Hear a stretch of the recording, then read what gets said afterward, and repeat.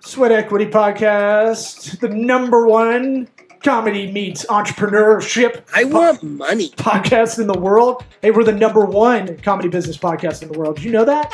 Yeah. I pay attention real good. We're all about that girthy ROI. Hey, why don't you share this? Share this show with a friend that needs that side hustle, that needs to get out of that corporate job. Why don't you do that for us before we get into the sponsors, which are Squarespace, website builder. You didn't give him much of a chance. Okay, go ahead. They can pause it. This is on-demand radio, baby. This episode is sponsored by Squarespace, all-in-one website builder for your e-commerce or brand, or you want to have a little personal blog.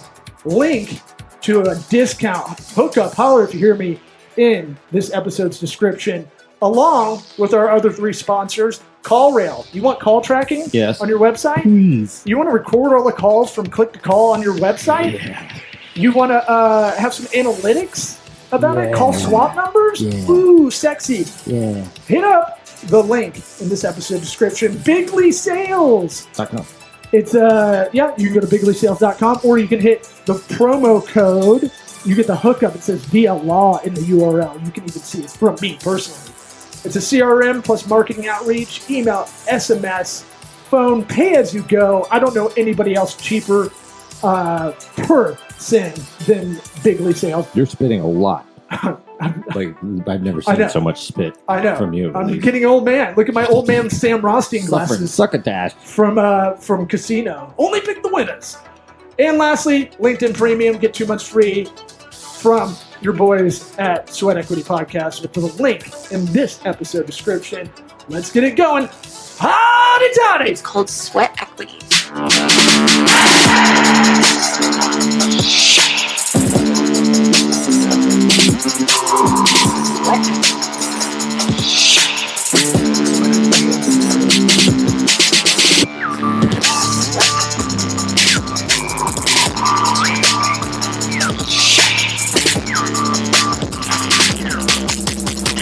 Listening to the Sweat Equity Podcast.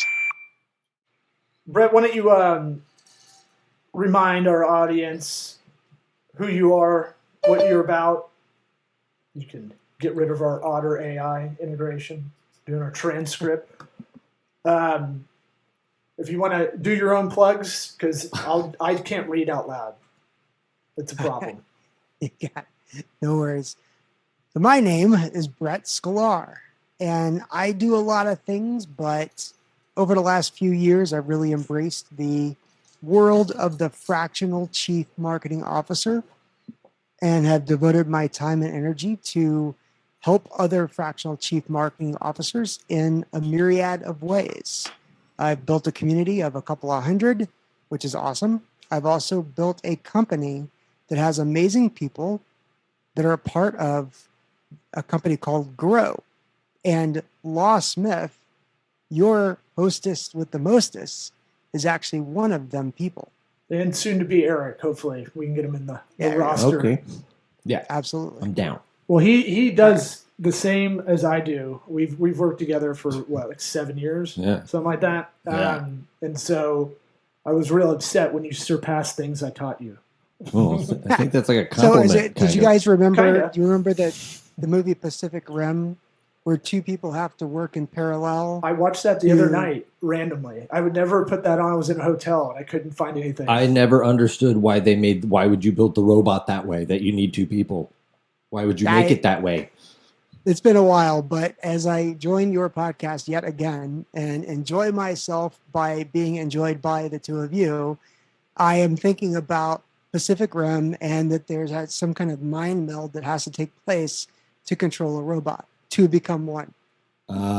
Yeah. That on. We just That's wrestle. pretty much it. We just Greco-Roman wrestle off camera. We oil up and we just get after it. And you're in Colorado. The hair's looking very granola these days. I feel like you're taking a little bit of a hint from me.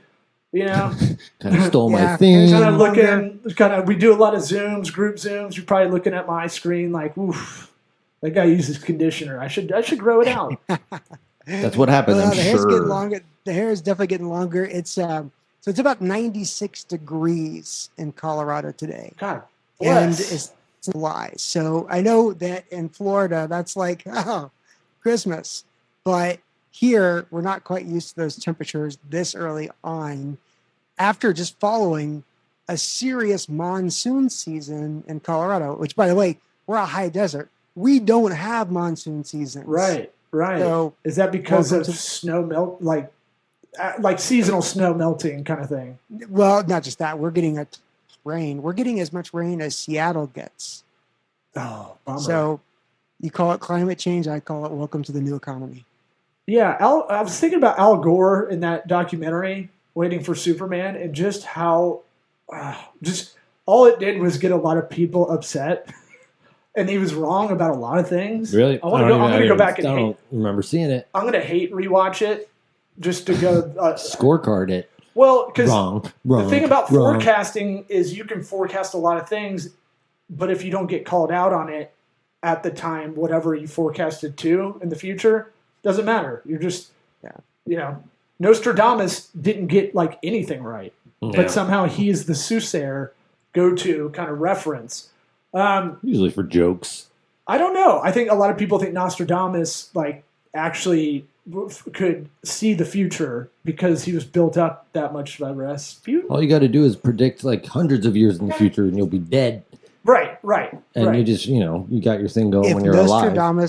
If Nostradamus were a chief marketing officer, he too would have the average lifespan of about 18 months. I noticed that you didn't say CMO and you said chief marketing officer. I'm finding when I'm a lot of people are asking what I do, and I say, fractional CMO, for hire on contract kind of thing, trying to explain it to people outside of, executive speak world, The industry. or just office. I'm friends with a lot of people who are just kind of feral human beings. Yeah. No, I was going to say thanks. But I mean, it's one of those things where are you finding the term is becoming more accepted, more of a thing? I know we feel it, but I feel like we're all close to that world, and so Right. we know It's like when you buy a car, and all of a sudden you see that car everywhere. it's called the reticular activation theory. Oh, look at that! Mhm. Look at that! You got an SAT word going on here. I love it. I learned it from an architect in my B&I group. I think that there is so there's two things. One is, yes, we are all in our own echo chamber, and so we hear that term all the time.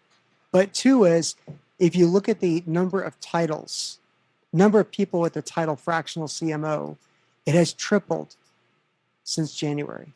Yeah. So it is growing quickly. Now, we're talking about, a couple of thousand people versus, tens or hundreds of thousands of people, which would be a chief marketing officer versus a fractional. But it's tripling as far as the people that I see on LinkedIn. When I search for fractional CMOs using ZoomInfo and Apollo.io and several other tools, there's 3 times as many that are out there. I also track fractional CMO as a Google alert. Mm-hmm. And I went from seeing maybe 1 or 2 things a week to probably seeing about 4 or 5 things a day. So I think you started developing growpowerful.io, if anybody wants to go check it out, or on LinkedIn, Grow Powerful.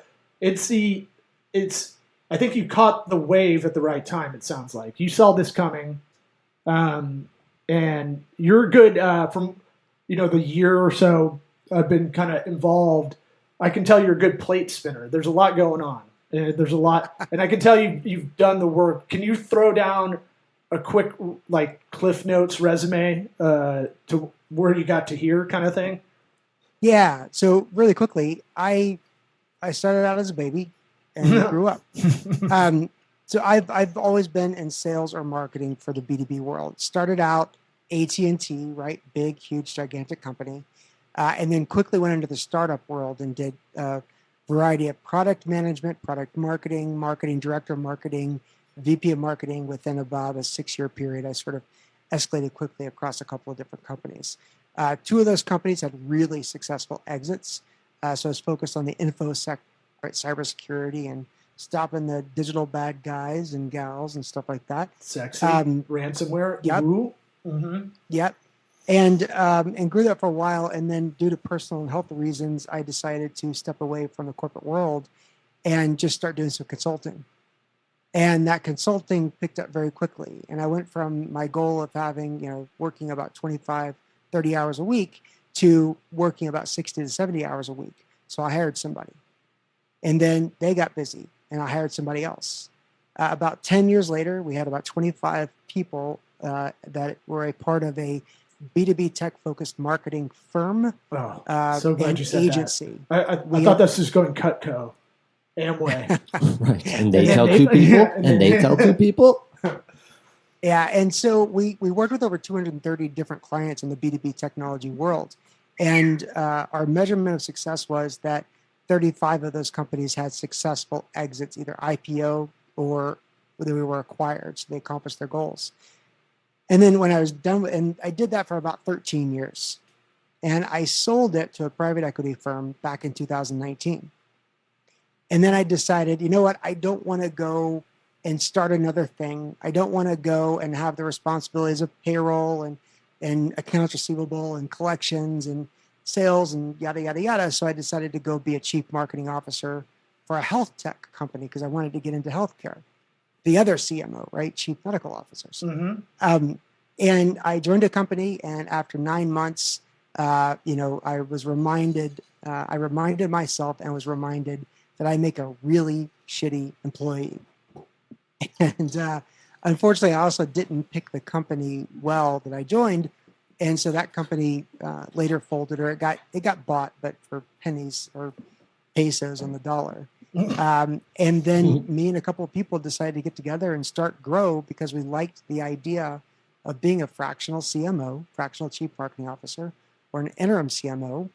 And as I read the tea leaves and I looked at the market, there is a lot of opportunity.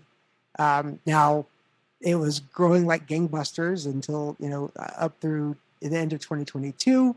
2023, technology companies and budgets have had a very tumultuous relationship. And, one of the things that we're seeing now is in June and July. June, we've seen a huge uptick, and we're already seeing the biggest pipeline we've ever seen for July. So things are picking up again.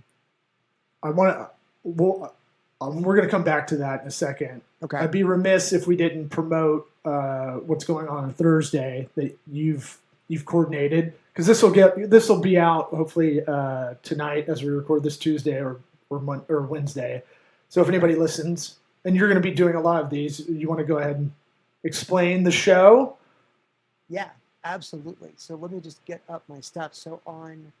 Now I pitched this that it should be more of a game show, like around the horn. That was that resulted in zero reply back. But hey, man, I like the idea. You throw a lot. I like getting points for stuff. You're right. You got to give me points for stuff, and then let's have a scoreboard about it. I was really just thinking of people scrolling through, and if you had those loud backgrounds, just said Tampa, behind it, in a loud green or something like that, it might stop you and be like, "What is this?" Because there's no business game show if you really think about it. And it's arbitrary points for them, or the Nerdist show. What was that called? At midnight. Those points don't matter. So it's like, right. Just hand them out arbitrarily. You could just do it like that. One would say they even let the sports reporter that needs the minute at the end win the game no matter what. Yeah, exactly. I don't know. They wanted, first of all, they wanted good TV. Yeah, well, why would you have Bob Ryan on there who can't pronounce his R's? That always destroyed me. Anyway. Oh, yeah. Or anybody from Boston, just in general. I don't want to. They had to represent each big city. No, but they just got Miami on there, and I was like, really? It took you that long? Anyway. You're more of a Woody Page guy because you're Denver Post man.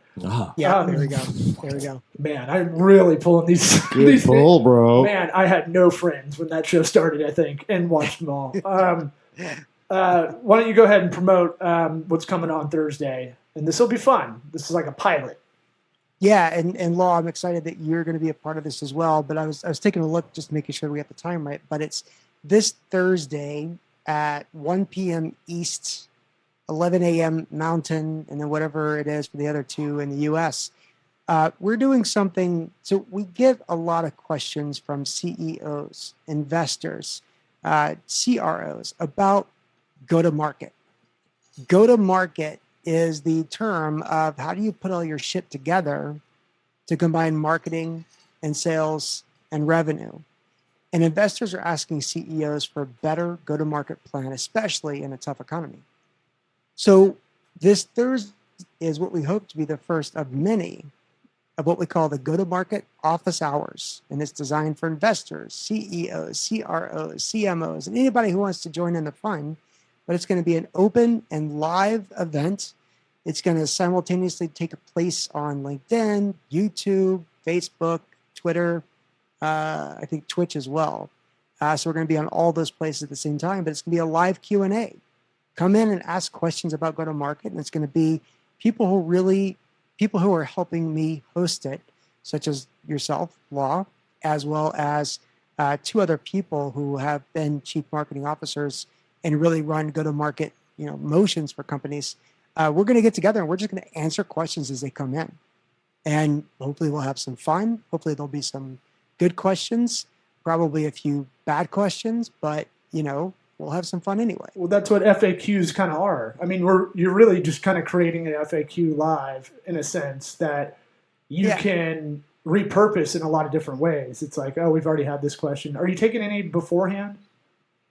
We've actually gotten a couple of questions that have come in through Twitter, as well as through just a couple of emails that I got responses on. And people are just sort of asking questions, things like, what is the rest of 2023? No, wait, don't tell him what they are. I want him to have to think on his feet. No, I'll be on, and I'll tell you, I'll be on my good boy behavior. That'll be a first. Well, it's not this show. No, I reminded myself as I was writing to-do list today, I was like, I should probably read up on some of this GTM stuff, but also it's not my show, it's yours. So I'm a guest on it. But bring your authentic self, right? I mean, one of the reasons I'm excited about you being there is that there's, there needs to be a balance of informing, but also entertaining. I'll bring my dating self. That's, I'm not going to give you all the crazy.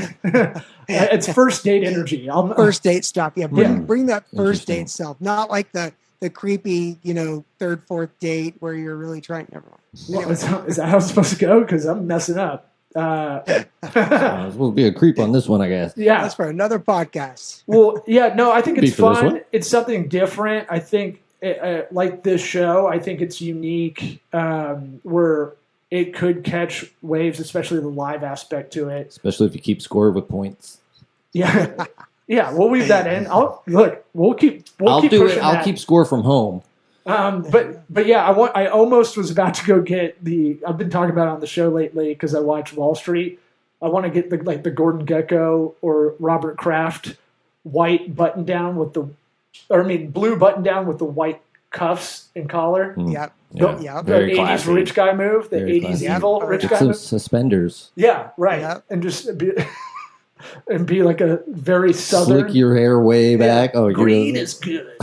Yeah. All right. So going back to the Wall Street thing, though, I got to pause there for a second because I rewatched The Wolf of Wall Street the other day, and I know it's different. It's not Wall Street. It's Wolf of Wall Street. It's Entourage. And I didn't realize how much. And I've watched it probably 5-6 times.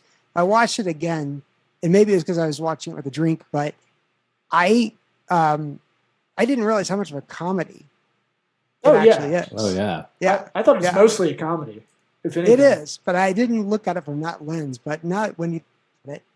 It was an odd choice for Scorsese, I'd say, kind of in a way, because it's like there's not a lot of meat to the plot, right? You don't really want the guy to win. He's not an anti-hero that you like. It's based on a real guy, Yeah. Yeah, but that guy has gone on to say like.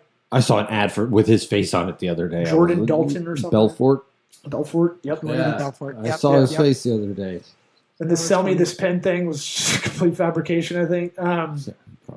But it is what it is. I enjoyed it. It's a good. If it's rewatchability, it's through the roof. If it's on, I'll put it on. Yeah. Yeah. Plus Margot Robbie. Whew. I mean, at her peak, probably. It was at her early on. I mean, we'll see how. I think Barbie's coming out in the next few. Well, not to disparage days. white women, but they usually start cracking. They, as they get older. Eric, why don't you pick one? We're going to have, since we don't have your returning guest, we started making good questions, just like what advice would you give your 13-year-old self? You can edit your answer if you have one, but why don't you pick from one of these top ones here? What is something silly you dream about doing?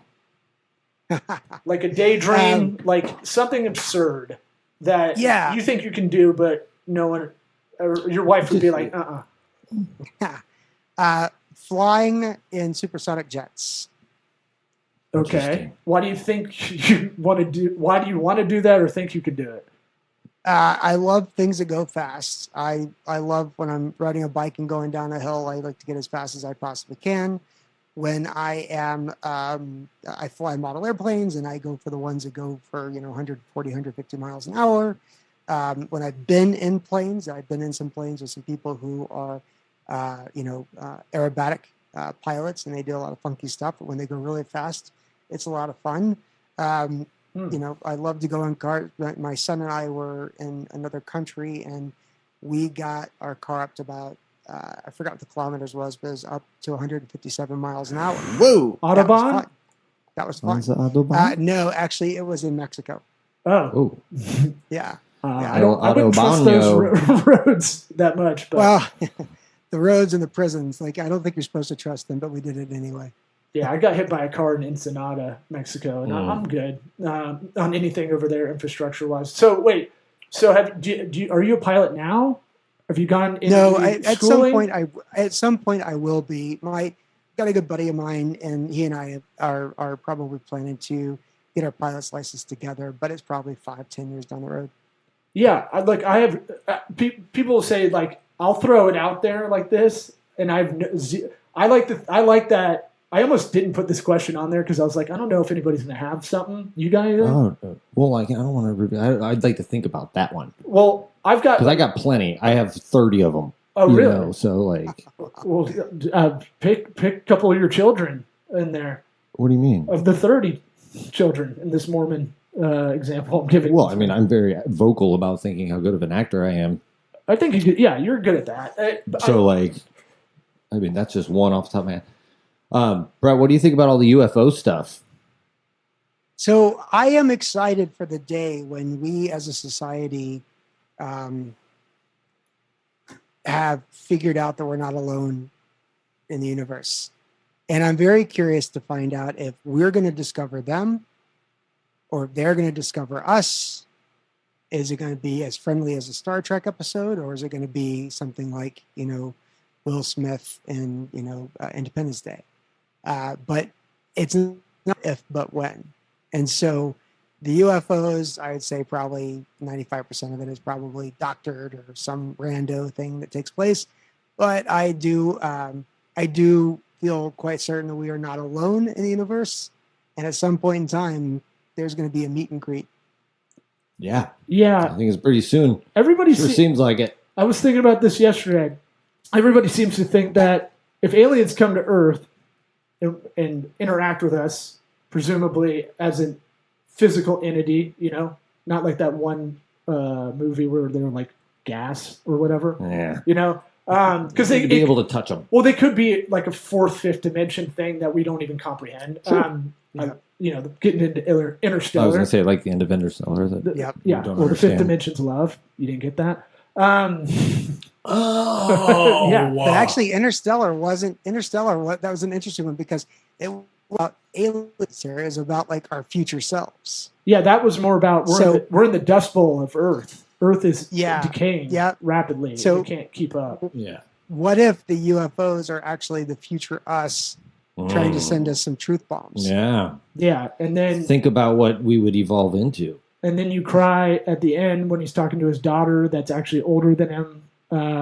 You guys bawl your eyes out too? Yes, I do for sure.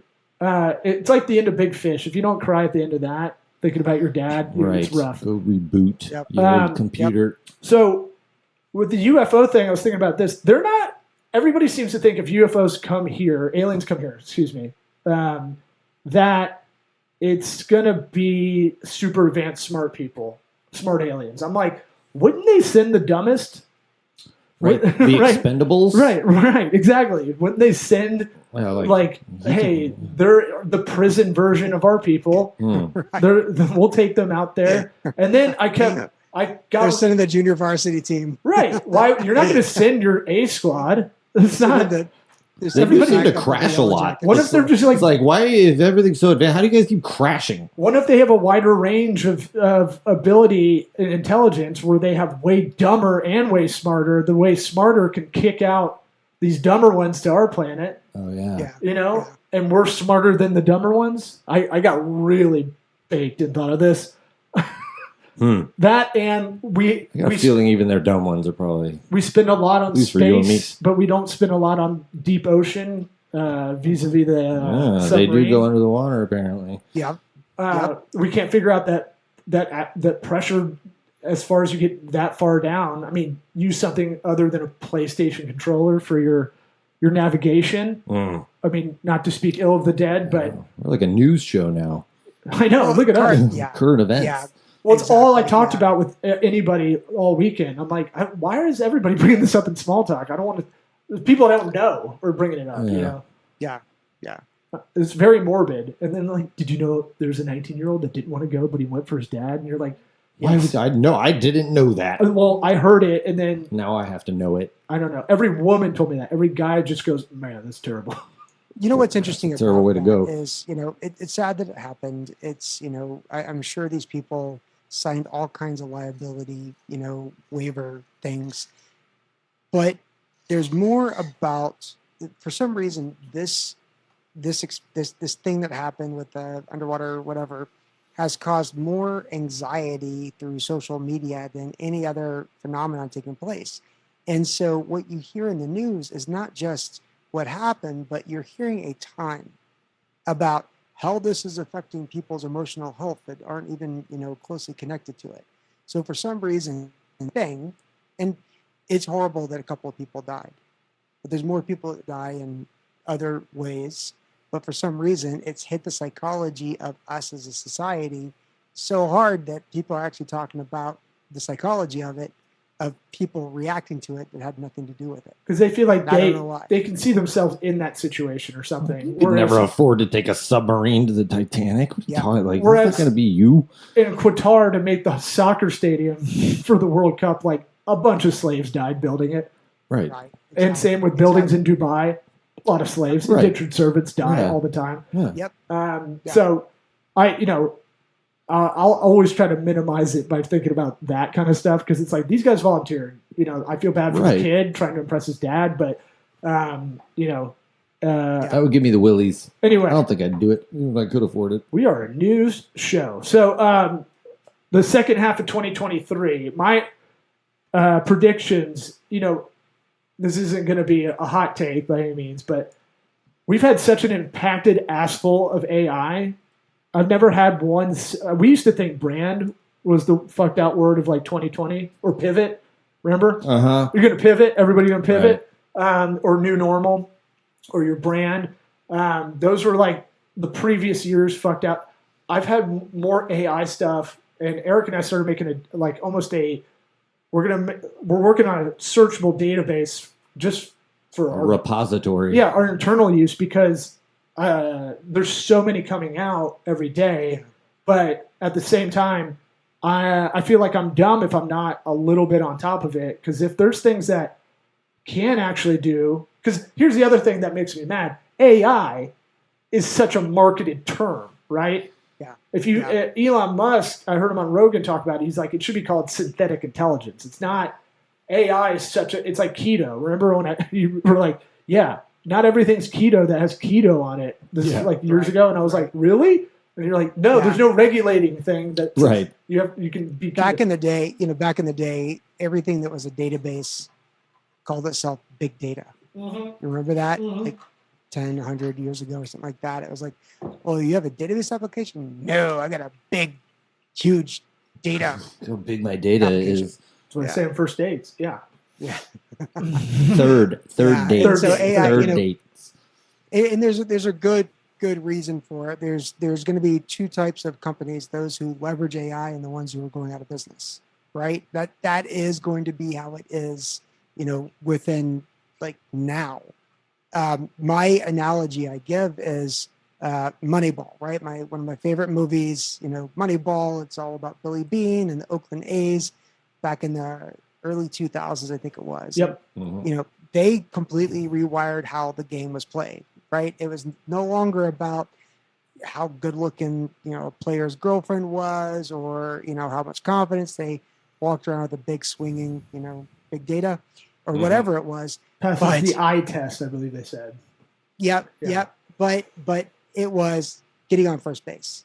Speaking of first dates, getting on first base. With gross ass Kevin Euclid. So hate him. And AI has fundamentally changed the sport of marketing, and has fundamentally changed the sport of tech products. Any SaaS product that isn't utilizing AI inherently, and by the way, it's easy to call bullshit on the companies that are saying AI and the companies that are doing AI. I'll give you an example. I currently love a tool called Apollo.io. It does a lot of like outbound sales stuff. It replaces ZoomInfo, whose contracts have gotten insanely redonkulous. And it's a great tool.